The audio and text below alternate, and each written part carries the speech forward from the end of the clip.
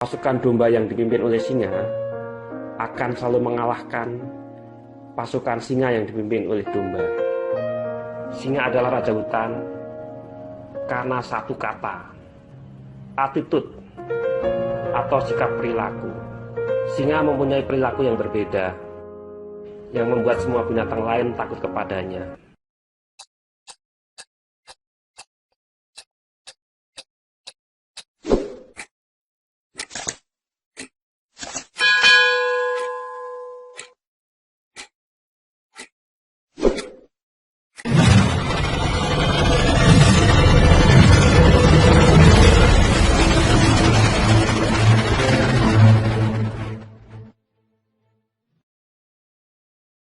Hanya ada dua hewan di muka bumi ini yang begitu menonjol keberadaannya dibandingkan binatang lainnya.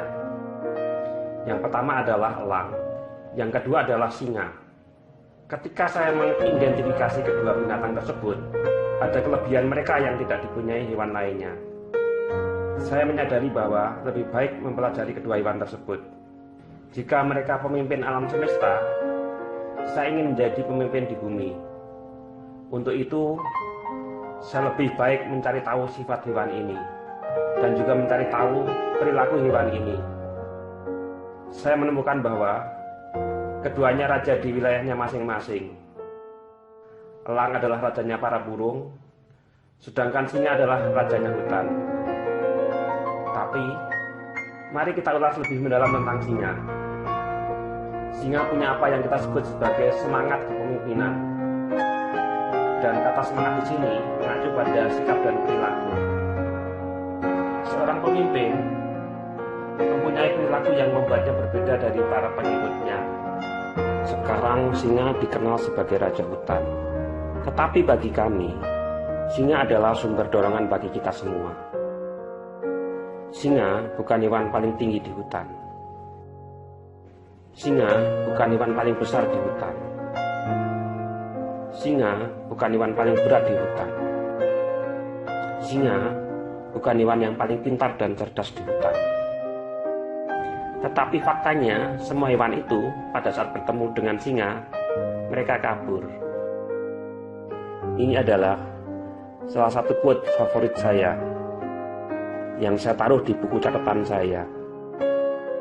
Pasukan domba yang dipimpin oleh singa akan selalu mengalahkan pasukan singa yang dipimpin oleh domba. Singa selalu dianggap sebagai simbol kekuatan, keberanian, dan keganasan.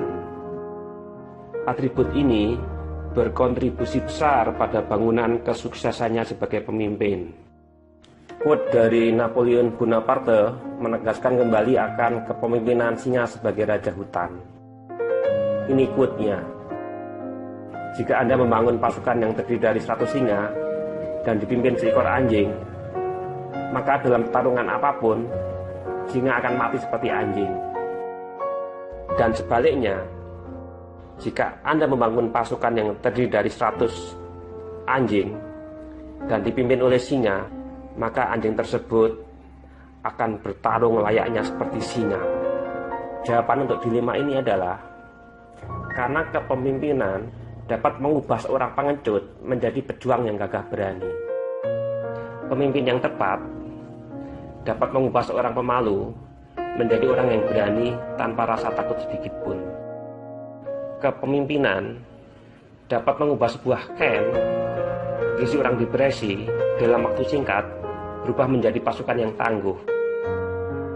Karena kepemimpinan menentukan segalanya. Singa adalah raja hutan karena satu kata, attitude atau sikap perilaku. Singa mempunyai perilaku yang berbeda, yang membuat semua binatang lain takut kepadanya. Tetapi, tentu saja kita tidak ingin memimpin dengan menebarkan ketakutan kepada anak buah. Ketika saya menggunakan kata takut untuk kondisi di hutan, yang saya masukkan di sini adalah respek atau rasa hormat. Anda juga harus penuh rasa hormat ke anak buah Anda. Kalau Anda ingin disegani oleh anak buah Anda. Gajah menghormati singa. Hyenas menghormati singa. Apa yang membuat semua hewan menghormati singa? Karena perilaku singa yang berbeda dengan hewan lainnya. Singa akan melihat gajah, dan apa yang akan timbul di pikirannya? Satu kata, makan.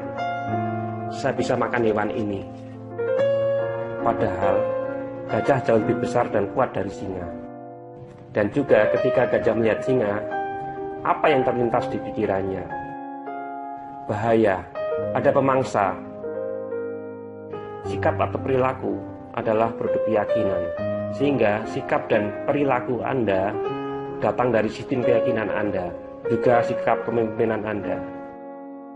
Seorang pemimpin sejati mempunyai kepercayaan diri untuk berdiri sendiri dan mempunyai keberanian untuk membuat keputusan yang penting, memiliki visi yang jelas, tegas, tangguh, dan mempunyai kemampuan menginspirasi dan memotivasi para pengikutnya.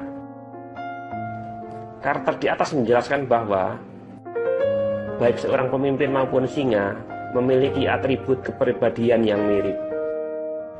Jika Anda melihat lebih dekat pada kehidupan singa, Anda akan melihat semua kualitas kepemimpinan dalam dirinya, yang dielaborasi sebagai kualitas wajib yang harus dipunyai untuk menjadi pemimpin yang sukses bagi manusia. Bisa dikatakan bahwa dunia ini layaknya hutan belantara, di mana untuk bertahan hidup, seseorang mempunyai dua pilihan: bertarung dan mendominasi, atau bersembunyi dan hilang di telan bumi. Seorang pemimpin sejati selalu memilih pilihan pertama. Dia selalu berusaha untuk menghadapi masa-masa sulit, untuk membuktikan seberapa kuat dia sesungguhnya. Karena rasa takut merupakan faktor yang dapat merusak kemauan untuk bersaing.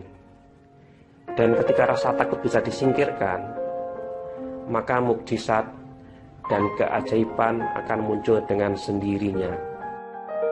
Begitu rasa takut hilang, maka hidup menjadi tidak terbatas.